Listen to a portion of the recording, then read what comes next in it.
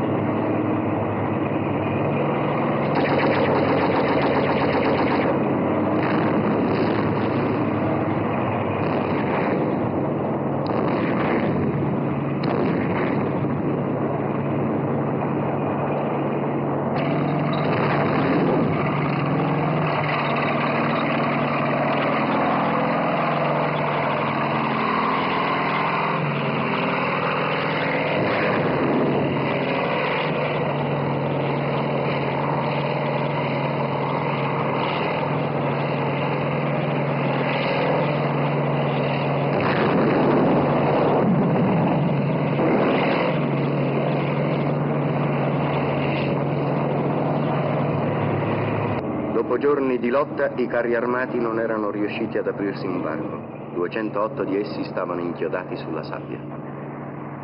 Per un attimo tutto trascorse lontano. La morte e la guerra. Rimasero soli i ragazzi della Folgore, decisi a resistere e a combattere. Restarono coi loro morti, coi feriti, con gli occhi bruciati dal deserto.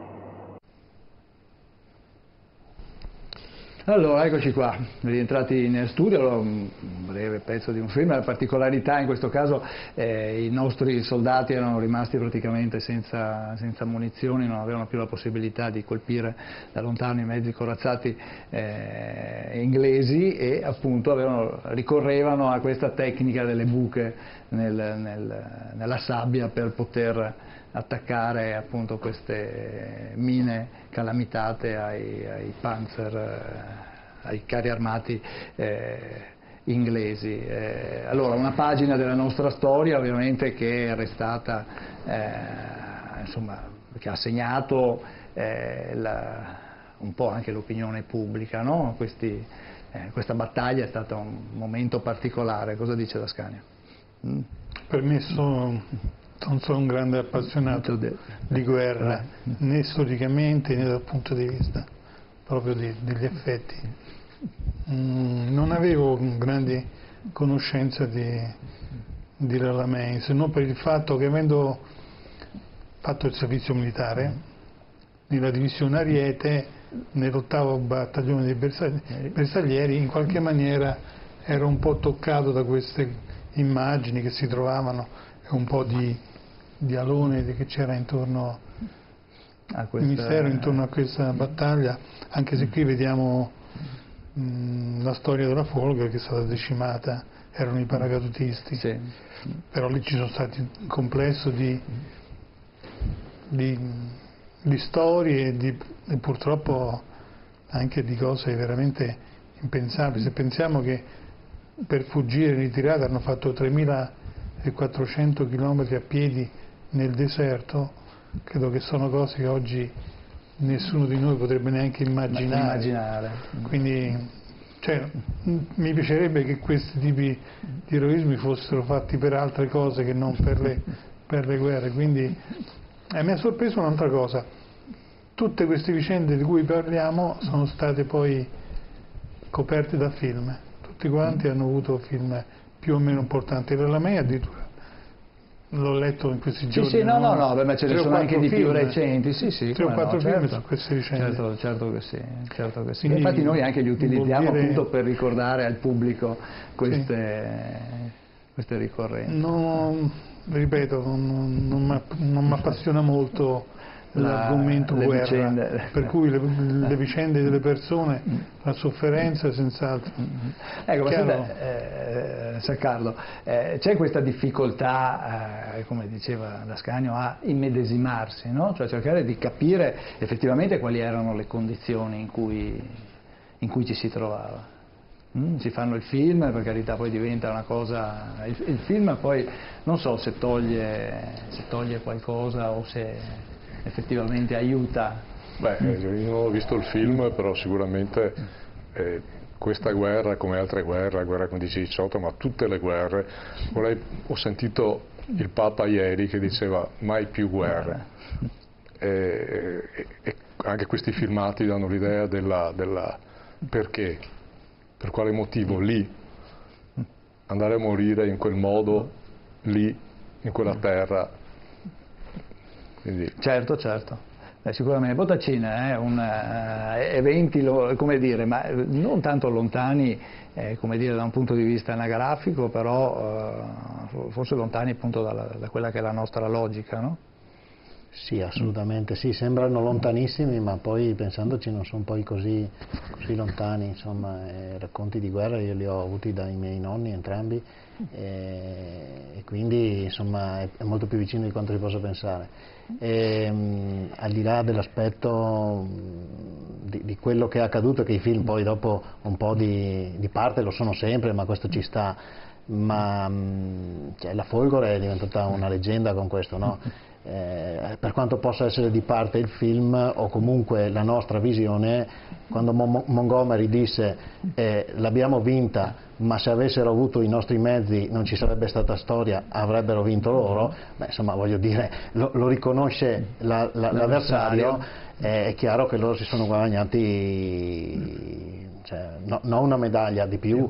Io ho fatto il militare in un corpo scelto che sono gli alpini e quindi sì, ovviamente sono di parte, però quando si parlava di quelli della Folgore insomma c'era il massimo rispetto anche dopo decenni e oggettivamente si sono guadagnati sul campo, è proprio il caso di dirlo, il titolo di leggenda, insomma, e lo sono tuttora, un fiore all'occhiello della nostra difesa, insomma. Certo. Professor Dal Paus, vuole dire qualcosa? Io penso che più che parlando, riflettendo su queste cose, ci rendiamo conto di come da una parte siamo capaci di grandi eroismi, come dimostrano queste immagini, no? E dall'altra siamo vittime di una disorganizzazione, no? Del sistema superiore che purtroppo si riflette su tutti gli aspetti della vita italiana, secondo me. Allora forse organizzarci un po' meglio. No? Non ci farebbe male, meno eroi e più, come dire, organizzazione. Cosa dice il professor Casa in questa osservazione? Ma l'esito era da me, al di là di quelli che sono gli eroismi, i militari vanno rispettati, l'abbiamo visto anche nella prima guerra mondiale. Gli alpini hanno fatto quello che potevano, ma erano di fronte a un nemico che era decisamente superiore. E questo è il decisionismo italiano, andiamo in guerra non preparati, senza armi, giocando sulla pelle della gente. Quindi non mandiamo al fronte delle persone preparate, mandiamo della carne da macello. E questo lo diceva Cadorna quando diceva mandiamo gli uomini costano meno delle bombe. No, ma a me non è cambiato niente. Mussolini è entrato in guerra e i motori degli aerei erano inglesi.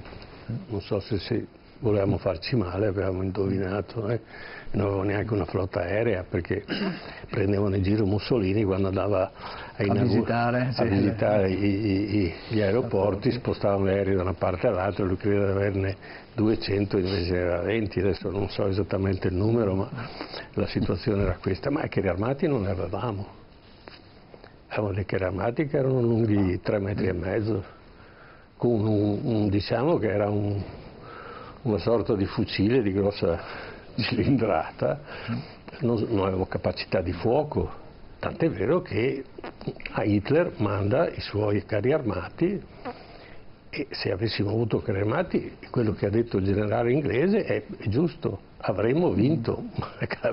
Con la gente che corre sotto i carri armati a mettere le mignate, quelle erano le stesse che poi venivano messe sotto le navi dagli incursori subacquei, e io fui allievo di una medaglia d'oro della 10ª MAS, che fece affondò più navi lui da solo di tutta la Marina italiana, e quindi che era Luigi Ferraro, ed era il mio insegnante di attività subacquea, ed era poi il fondatore della Tecnisub, no?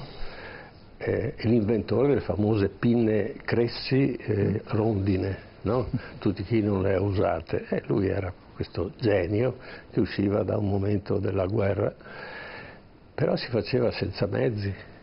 Noi abbiamo dichiarato, abbiamo tolto dall'impiccio il Roosevelt, che dopo l'attacco di Pearl Harbor, di cui si compiacque, e c'è un buon libro che ne parla, quando fu avvisato che c'era stato l'attacco di Pearl Harbor, disse finalmente, ma non riusciva a essere coinvolto nella guerra in Europa, perché al limite poteva scatenarsi sul Giappone, ma la cosa sarebbe stata ben diversa.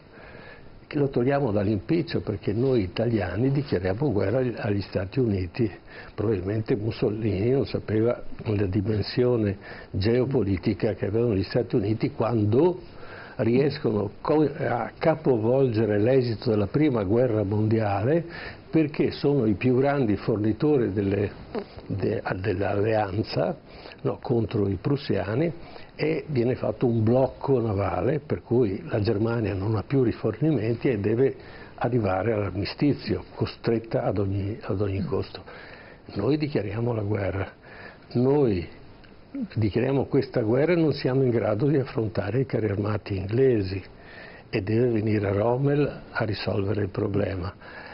E allora direi che proprio l'Italia per l'ennesima volta, non per colpa dei militari, per colpa dei generali e dei politici. E adesso siamo al 4 novembre 1979, c'è l'assalto degli studenti islamici, sciiti, all'ambasciata americana a Teheran. Vengono prese 52 persone in ostaggio, 52 cittadini americani che resteranno nelle mani degli studenti, degli insorti, diciamo così, per 444 giorni.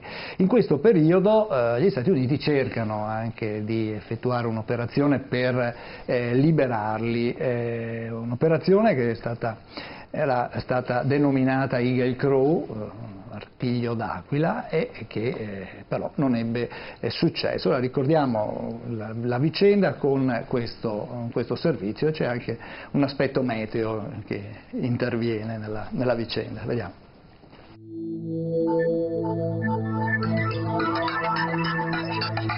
Iran, 4 novembre 1979. Un gruppo di 500 studenti dell'Università di Teheran con un atto rivoluzionario attaccano e occupano l'ambasciata degli Stati Uniti nella capitale. Sono presi in ostaggio 52 cittadini statunitensi. È l'alba della rivoluzione islamica e l'inizio della cosiddetta crisi degli ostaggi in Iran.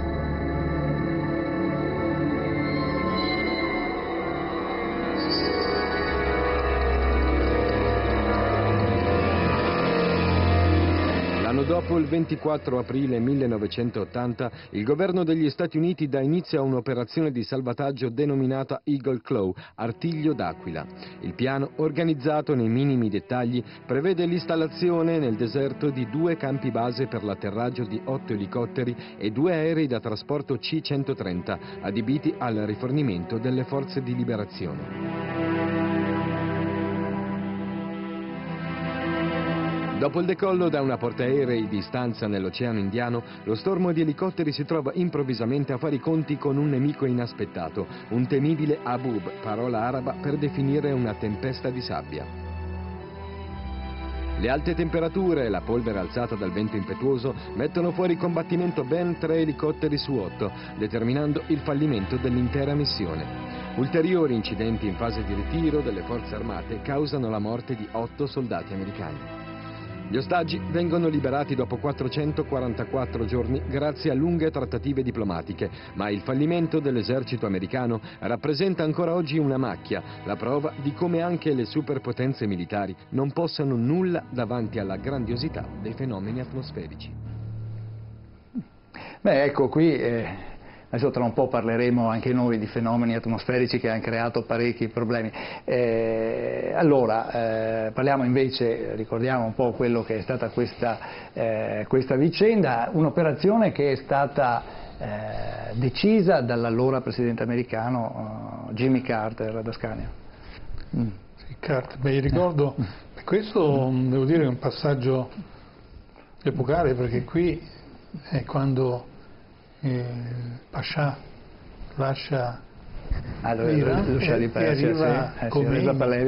arriva Khomeini, e da lì inizia un po' tutto il ragionamento sulla presenza del forte della regione nello Stato.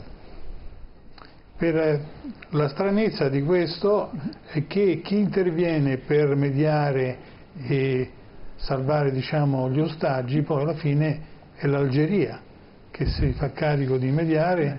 L'Algeria, che era uscita da quella rivoluzione, in qualche maniera, ritornata ad essere moderata, si fa carico di garantire, diciamo, questa trattativa.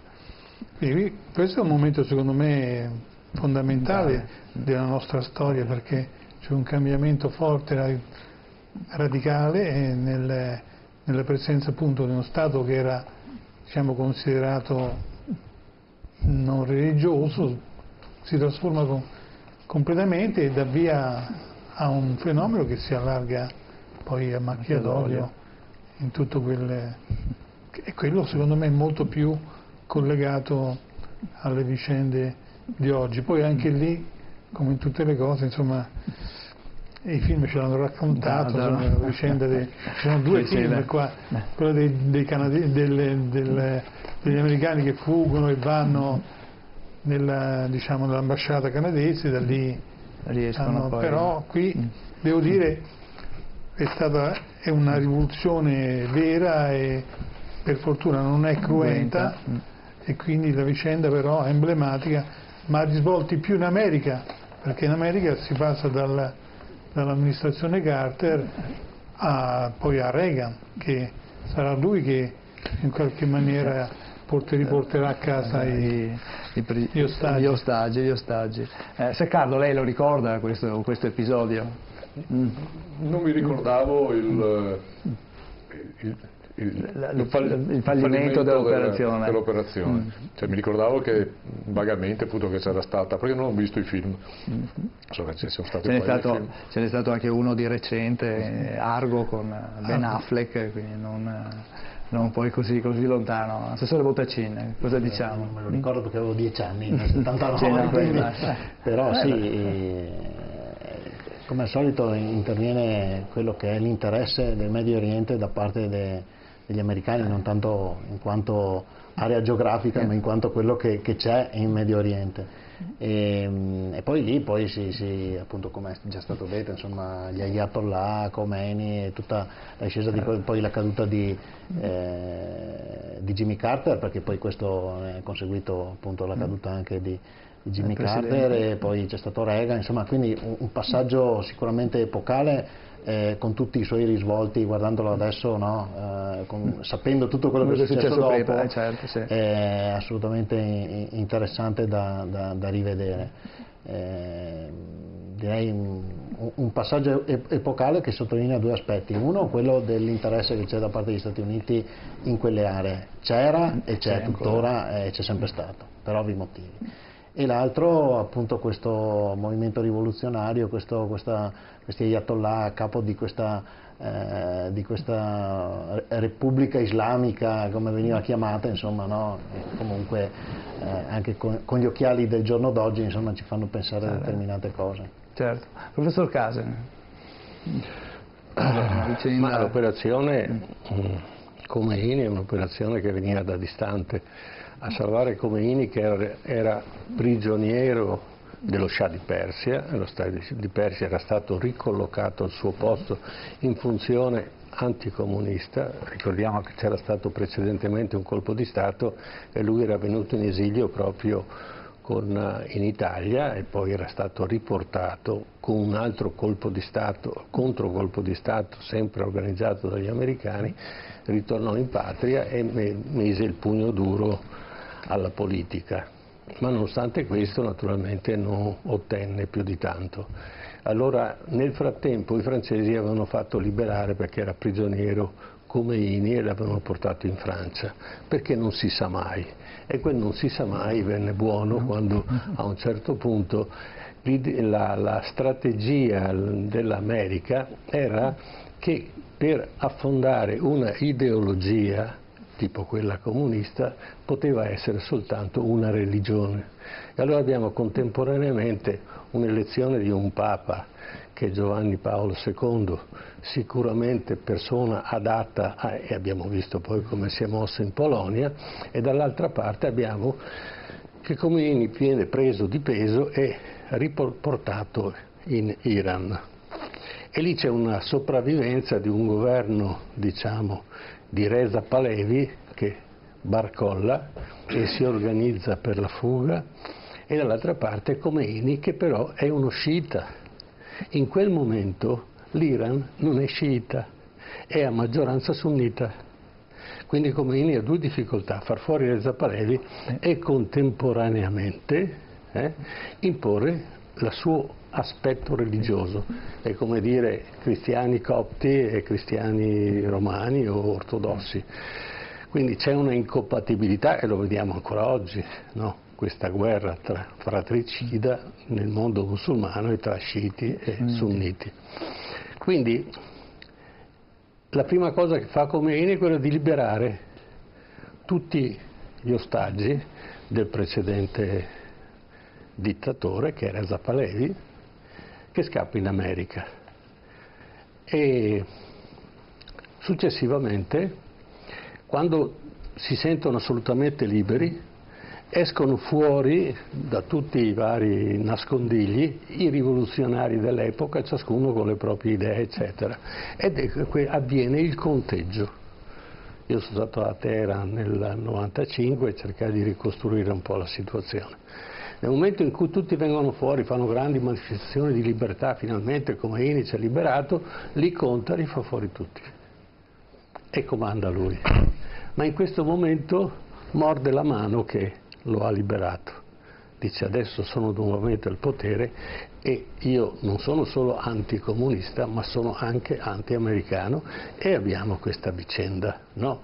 Che dura ancora oggi, perché l'embargo con l'Iran, che è partito a quell'epoca, è stato tolto da poco, anche se adesso il nuovo presidente lo vuole rimettere, perché chiaramente. La cosa strana che mi sono accorto quando sono stato in Iran è che non c'erano prodotti europei, non c'erano prodotti americani, erano solo prodotti giapponesi. Automobili, televisori, qualsiasi cosa giapponesi. I giapponesi non rispettavano l'embargo, addirittura avevano costruito, la Nissan ha costruito una fabbrica di fuoristrada con 5500 di cilindrata a benzina, però la benzina lì costava, si potevi fare un pieno con $1, no? Quindi il prezzo della benzina è molto basso, ma proporzionato allo stipendio naturalmente delle persone che vivevano là.